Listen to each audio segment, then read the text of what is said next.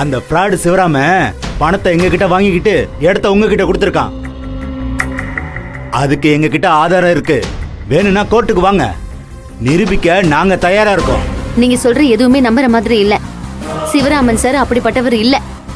நாங்க நல்லா விசாரிச்சுதான் அவர்கிட்ட பணத்தை கொடுத்துருக்கோம். அது உங்க பிரச்சனை. கொடுத்த பணத்தை வாங்குவீங்களோ இல்ல உங்க தலையில துண்ட போட்டுட்டு போவீங்களோ. ஆனா இப்பவே இந்த இடத்த காலி பண்ணுங்க. நீங்க மத்தது எது பேசுறதா இருந்தாலும் இங்க பேசக்கூடாது, கோர்ட்ல தான் பேசணும். புரியுதா? இந்த இடத்துக்காக பணத்தை கொடுக்கும்போது டைம் சரியில்லை, கொஞ்ச நாளைக்கு அப்புறம் வேலையை ஆரம்பிக்கலான்னு பார்த்தா அதுக்குள்ள நீங்க இடத்த ஆட்டையை போட்டுருவீங்களா? இப்படிலாம் பேசுறது நல்லாவே இல்ல. இந்த கம்பெனி உங்களுதுன்னு என்ன ப்ரூஃப் இருக்கு உங்ககிட்ட? ஆறா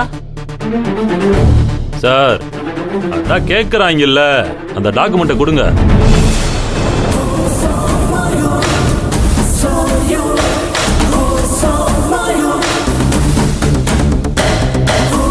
என்னம்மா, ப்ரூஃப்லாம் கரெக்டா இருக்குல்ல? போலீஸோட வந்திருக்கோம். தேவைப்பட்டா கோர்ட்டுக்கு போலான்னு சொல்றேன். நான் என்ன உங்ககிட்ட பொய்யா சொல்ல போறேன்? நாங்களும் போய் சொல்லல. சிவராமன் சார் கிட்ட பேசி நேர்மையா அக்ரிமெண்ட் போட்டுட்டு தான் இந்த இடத்துல கார்மெண்ட்ஸ் ஆரம்பிச்சிருக்கோம். அஸ்வின் சார் செம பிளான் தான் போட்டிருக்காரு.